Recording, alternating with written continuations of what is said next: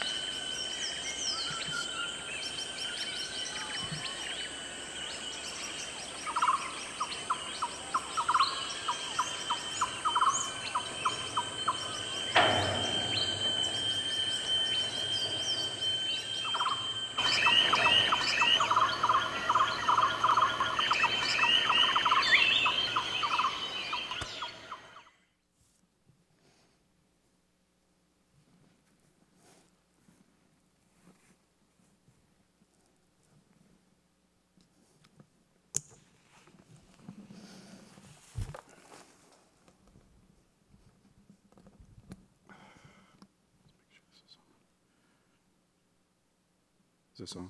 Oh, it is on. Thank you. Well, my name is Dr. Bryan Pijanowski. I'm a professor of forestry and natural resources here at Purdue University. I'm also the director of a very new center here at Purdue that's called the Center of Global Soundscapes. One of the things that we do is we use the very latest technology to go out and record the sounds of the earth.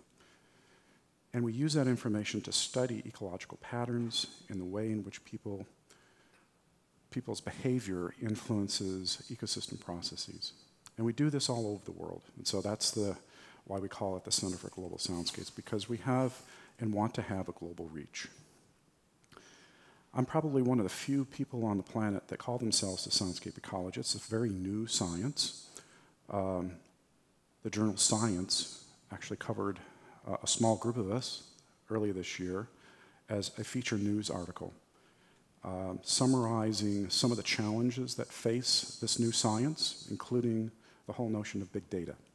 Big data is massive data, and in some cases it is almost so overwhelming that you can't analyze all of it. So what I want to do here is tell you a story about nature on this planet and where we are right now, and ask some really important questions. And so what I'd like to do is use the stage here as a means to communicate to all of you. And what I've done is I've brought all my graduate students, and I've also brought the gear that we put in our backpacks and trudge into the wild, oftentimes many miles and many days out to record the marvelous features that we see and hear. And what we want to do is bring that to society to increase what we believe to be kind of an ignored feature of nature. And that is really the marvelous sounds that occur there and the incredible beauty. So what I want to do is walk you through, over the next 30 minutes here, through a couple of stories and approaching this dawn or doom kind of contrast. And leave it up to you. So what we've got is a series of multimedia presentations, and I hope we can make an impression upon you as the fact that nature is really important to protect, and the technology that we've really brought to bear over the last couple of hundreds of years through the Industrial Revolution has really threatened its survival and its existence. So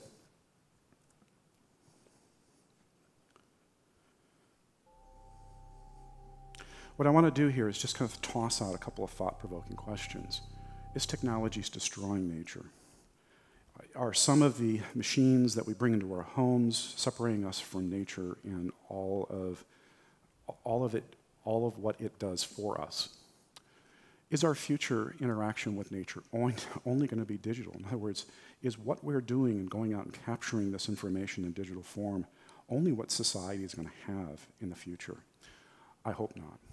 And then, how can technology reverse the current trends? How can we put technology in the hands of scientists and the rest of society to improve the course and the current trends? And so that's pretty much what we're going to do here through a series of both interactive videos and interactive PowerPoints. So.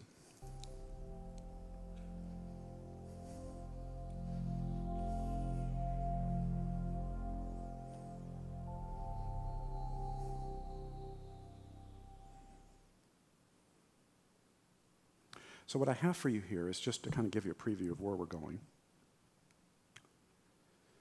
A multimedia presentation of the history of the Earth, focusing mostly on the sounds. And that these sounds that you're going to hear are really the fundamental sounds that we use in our science. Then I want to kind of explore this whole notion of doom or dawn by kind of looking at this as a digital nature kind of future. And then summarize a little bit about what we're doing here at Purdue, this very novel Center for Global Soundscapes, located over in Discovery Park, only about a month and a half, is doing some really novel things, I think. And then what we're going to do is just kind of do something very contemplative. And one of my graduate students has composed what he calls Nature's Song. In my lab, I have ecologists, social scientists, people studying education, engineers, but we also have artists and musicians. I think science informs, art inspires, and you combine both of them, you can really transform the way in which we live.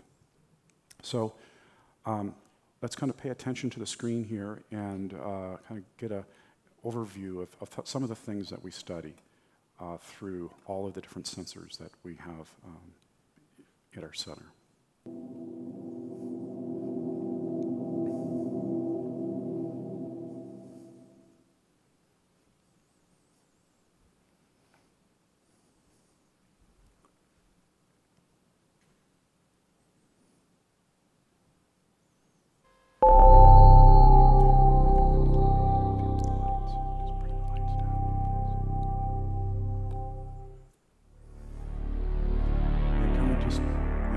take the spotlight down and the lights down so that we can...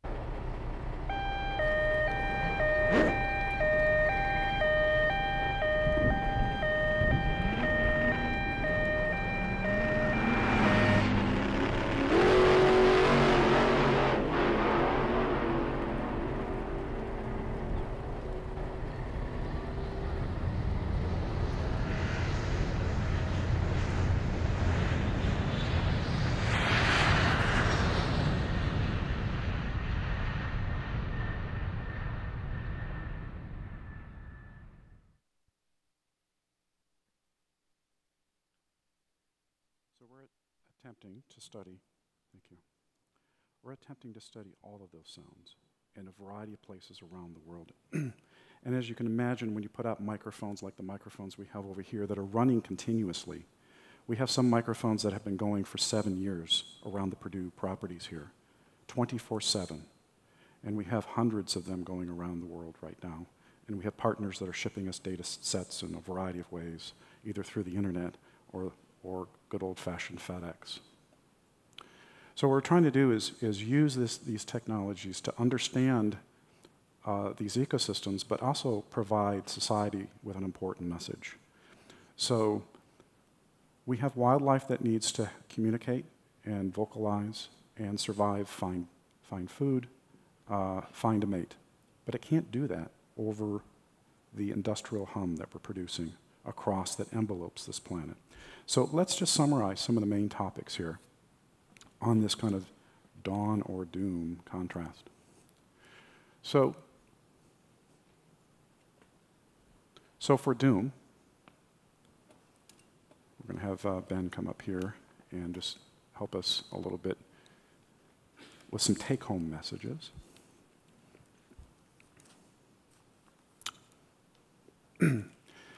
Those of us that are doing recording around the world realize there's no quiet place left.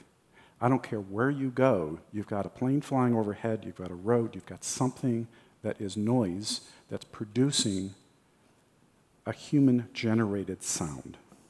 We have a global coverage that is really a result of the combustion engine. This is an old technology. It's not, it's nothing very, very fancy, right? We're all familiar with it because we all own something that has an engine, or actually we have many things that do this. So we don't have a place that can be undisturbed for a minute. We can't go someplace and really connect to nature without being disrupted. And that's particularly true in the United States and Europe, where there's a noise being produced by humans every 12 minutes. So noise permeates the land, the air, and even our oceans. This is a map that was produced just last year by NOAA, Michael Porter in Oregon.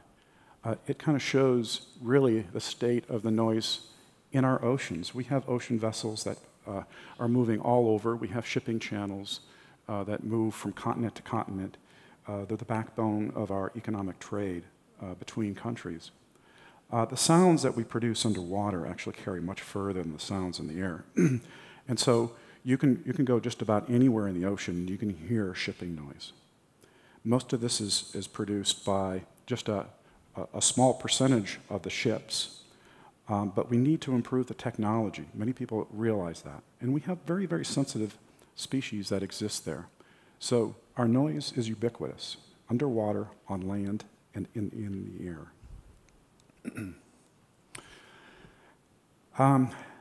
Over half the cities exceed safe limits of noise. And so this isn't good for us. And so a lot of us live in urban environments. And so we're surrounded by buses and other kinds of noise that add stress to our life. There have been predictions that the number of cars are going to increase tremendously, double in the next 15 years. And the airline miles, passenger miles, is going to increase and probably double within the next 20 years. Our quiet spaces are our wilderness areas, but we're reaching out and trying to find sources of energy. And so we're plopping very noisy instruments out in the middle of nowhere in the Arctic, in very, very remote areas in search of very important services that ecosystems provide us. And so is there no end to our noise footprint? What can we do about it? Another problem that we're noticing as ecologists is that the number of species on our planet is dwindling. So over the last several decades, the species counts that we are making are decaying at rapid paces. So one of my favorite books that I read as a young adult was Silent Spring. Rachel Carson talked about the fact that PCBs and other kinds of insecticides and pesticides that we're using in the environment, we're killing birds. We're destroying habitat an amazing pace, which is resulting in species loss. And so a paper produced by Rockstrom et al. In Nature summarizes this as several planetary boundaries, including nitrogen cycle, freshwater use, but also biodiversity loss. So the number of vocalizing organisms that exist right now, especially amphibians and birds, is dwindling. So in the future, are we not going to be able to hear nature just because we just have lost all of the species that are around us?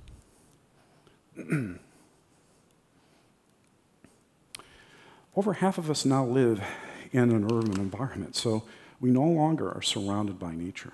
So are we now going to be disconnected from this very precious resource? We're not going to understand where our food comes from, where our fresh water comes from. And so this society that's very disconnected from nature is really potentially a problem. Psychologists have recognized that we're even creating something they're calling nature deficit disorder, which is creating behavioral problems in children because they are replacing kind of normal surroundings, acoustic surroundings and environment with things that are very, very artificial and things that are stimulus driven, that are very, very different from the ways in which humans have evolved over time. So, the big question is will we no longer value nature because we've used technology to separate ourselves from the rest of the world? Will there be places for animals that are left to go? We are changing the landscape all around the surface of the planet. We're growing crops, and we have to grow our livestock. And so almost 60% of the arable land now is taken up for our human use. So where are animals going? They have to go out and get pushed out to the far reaches of the wild, but they're also coming back into the cities. So we're increasingly reading about bears and deer coming into the cities. And this is a phenomenon because they have no place to go.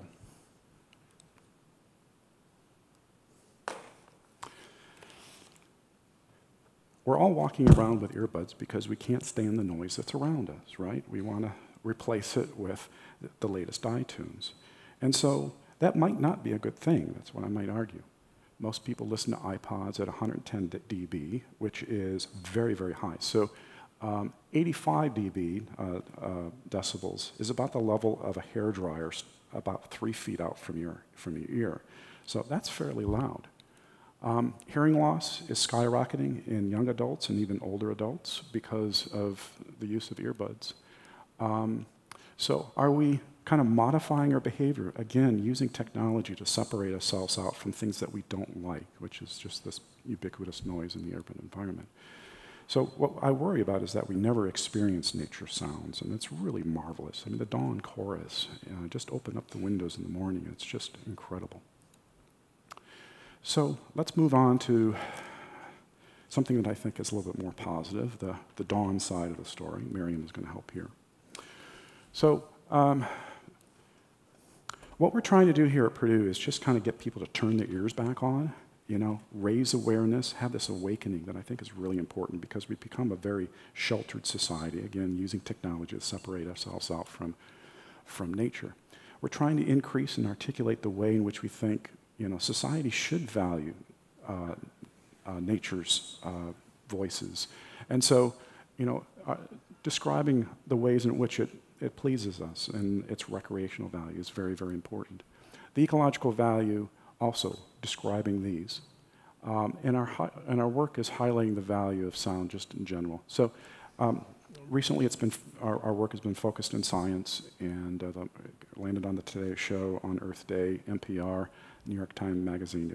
The list kind of goes on and on and on. So it's kind of a new science that actually has a positive message. We're trying to reach out and make some positive statements. We're overwhelmed with big data, and right now we have over 500,000 recordings, and I'm going out with this IMAX movie camera, and I'm actually doing 4K video selfies of myself, kind of trying to explain nature around me. So we're amassing an enormous amount of data. We're getting close to about 100 terabytes right now. So you can imagine that it's a lot of data just to analyze. So the nice thing is that we're trying to make it accessible to everybody. And you can hop online, go to Purdue, just type Purdue Soundscapes, and you can listen to about 112 years worth of sound recordings from exotic places like Borneo and Costa Rica. So technology can, I think, be a savior maybe in a couple of different ways. You know, we can, by going out and capturing some of these great sounds and marvelous features and visual, the rich visual nature of the landscapes, we can bring this back to people, and we're doing that through some National Science Foundation funded projects where we're actually going to be developing an IMAX movie. And what we want to do is share these sounds on the internet and bring basically nature into your living room.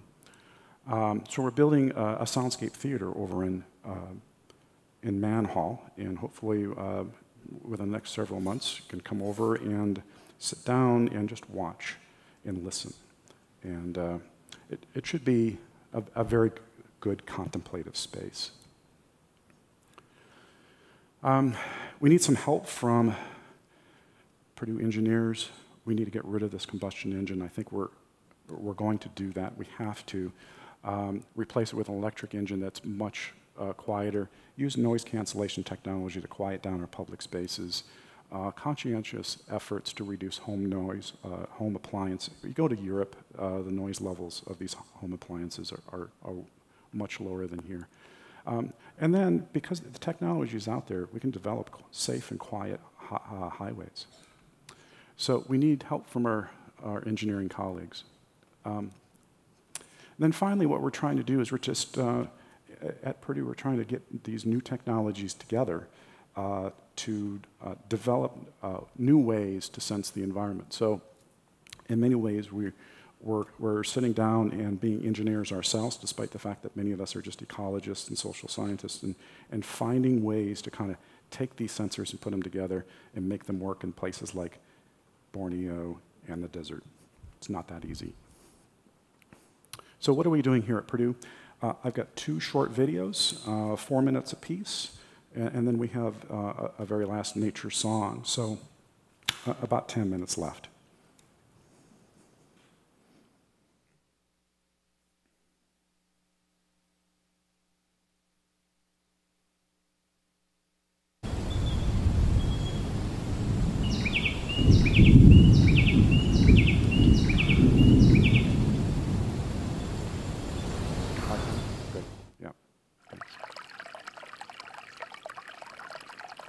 So I tell you, as a person who's a biologist, the sounds of water are actually fascinating to me. They tell me a lot about climate regimes. Our study here at Martell has now gone on for 6.5 years. So you can imagine taking a recording every hour, 15 minutes for that long. We now have something like 100,000 recordings just at some of our sites there. We're working with the National Park Service to understand how wildlife and communities respond to wildfire. It's a very big problem in the Southwest. Our studies in Borneo, I was there just several months ago, spending 2 months in the rainforest. It's absolutely fascinating to study a place like a prehistoric forest like Borneo. We have a variety of things that we do, and I'm just going to summarize these. And there's just going to be a little music here in the background. It'll just start here shortly. But one of my favorite little toys is a 4K camera. This is an IMAX movie camera here, shown in Denali in Alaska earlier this year. Here I am. I'm building a course, a MOOC, online to kind of get the word out that sounds are kind of cool, and then how we're using the technology out in the wild, just kind of putting me there in nature.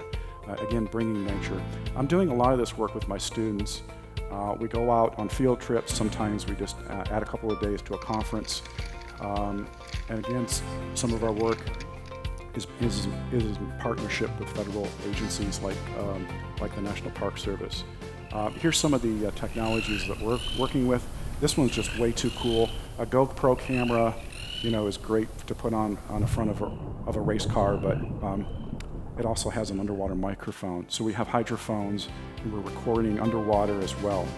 Very fascinating sounds in places like vernal pools and tidal pools. Here's our IMAX movie shooting that we were doing in July of this year.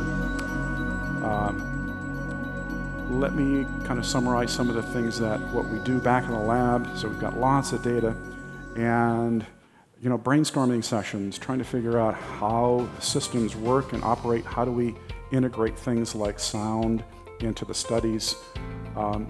Developing our own software. This is a new science, and so no one else has software out there. So we oftentimes have to sit down and compose and construct our own software. It really does take a team. There's no one expert on one particular sound, so when you're going out to places like Borneo, there's 350 species. You just don't even know if it's a bird or an amphibian or even a reptile. Comparative studies are really important, so oftentimes you've got big data in every one of these, and so you've now got super big data, trying to analyze each one of these sites and trying to compare and contrast them. We use a variety of other sensors. This is LiDAR to be able to characterize the landscape.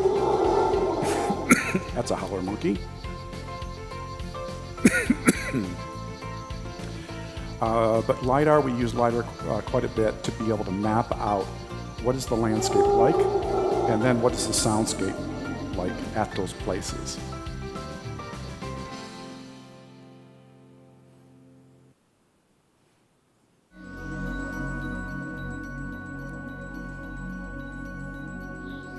Okay, so I'm going to show you one short little video here. So this is what we did.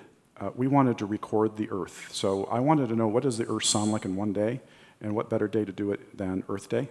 So Earth Day this year, we developed a mobile app to allow people to download it and record their soundscapes, key in a couple of questions, have questions answered like, this soundscape makes me happy. And then you push a button and it goes to a map server. And so we had thousands of uploads in one day. And we use social media, Twitter, Facebook, and we got one, I guess one of the largest trends activity Twitter accounts on Earth Day.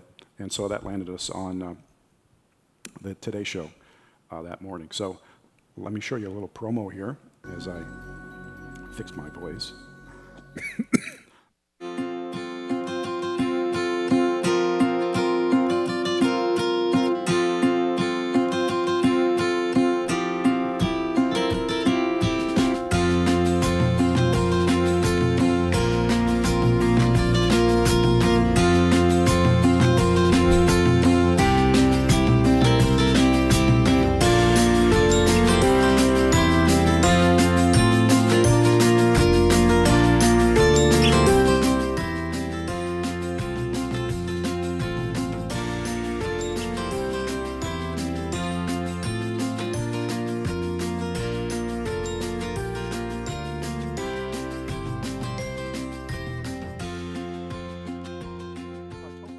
I was going to do like this.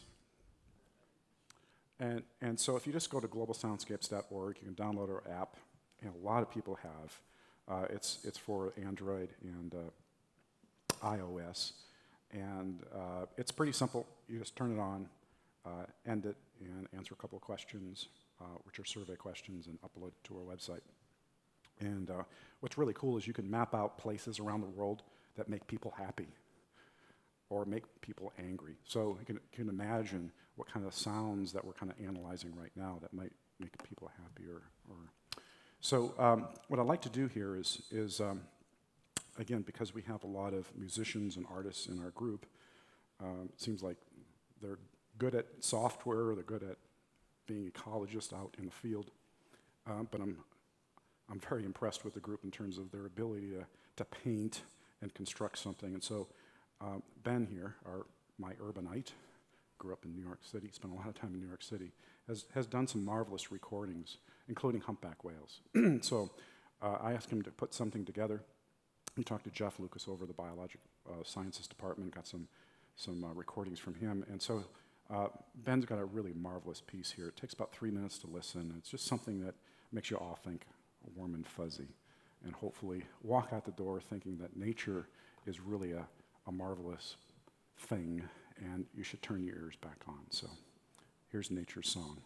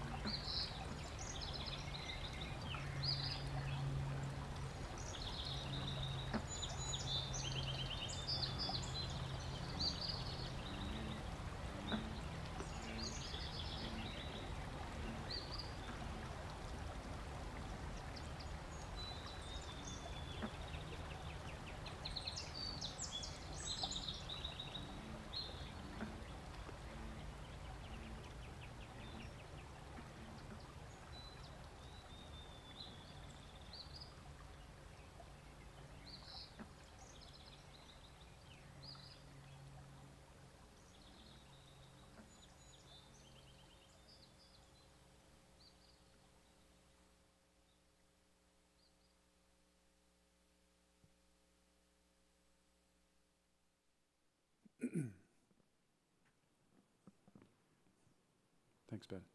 Good job. Any questions?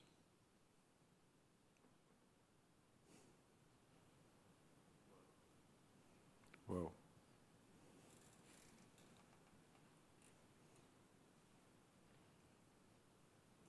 Well, other?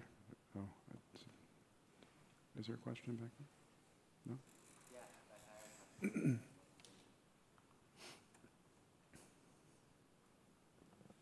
I think they want people to come up to the microphone if you have a question so that it gets recorded. Yeah. So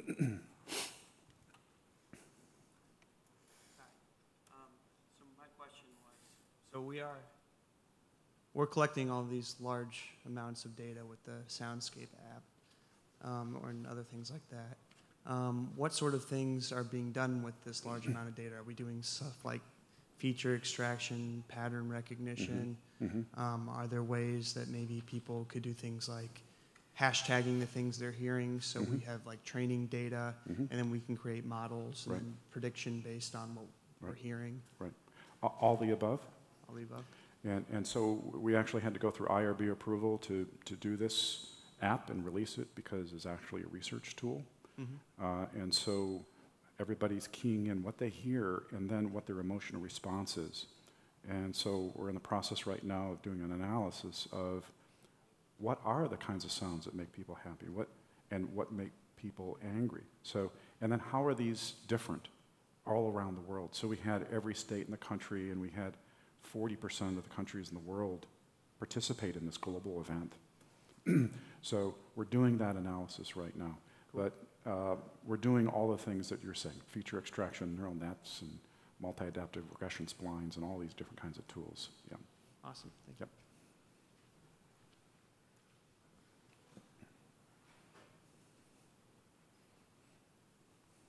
Just wondering, how are you keeping those 100 terabytes of data, and how are you making them available online? Right. So the question is how are we keeping the 100 terabytes of data? So Purdue is very good in terms of cyber infrastructure. We're one of the best in the world. And so we have data on an Isilon server. We're moving over to the data depot. We also back it up and off to tape, and store it and produce it files for online in MP3 format. But we're recording in WAV files, stereo, 44.1 or 48 kilohertz, so very high resolution, 2 channels. I have some of the technology up here that's doing 7 channels, surround sound, double MS. And the 4K camera is recording at 4K resolution, 60 frames per second. So I just set the camera up and let it go for about 30 minutes, and then have a surround sound microphone array that's attached to it. So we have full immersive kind of experiences. So we got great supercomputer toys here on this campus, and we use them all. Thank you. But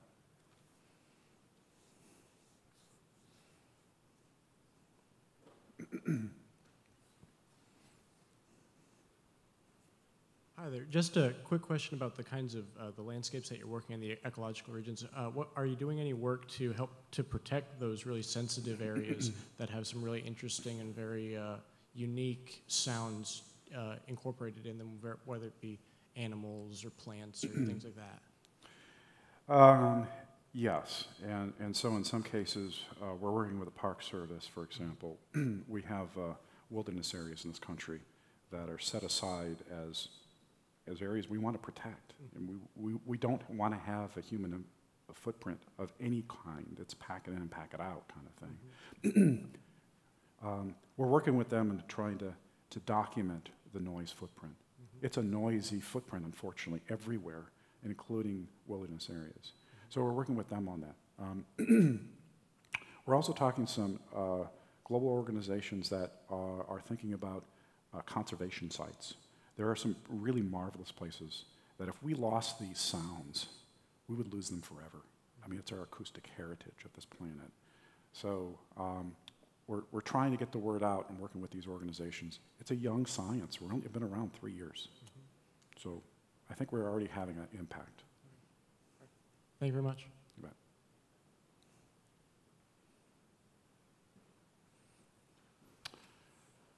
Well, if there are no other questions, I think we're all encouraged to go over to the Fowler Hall, right, for the keynote by the author of the book.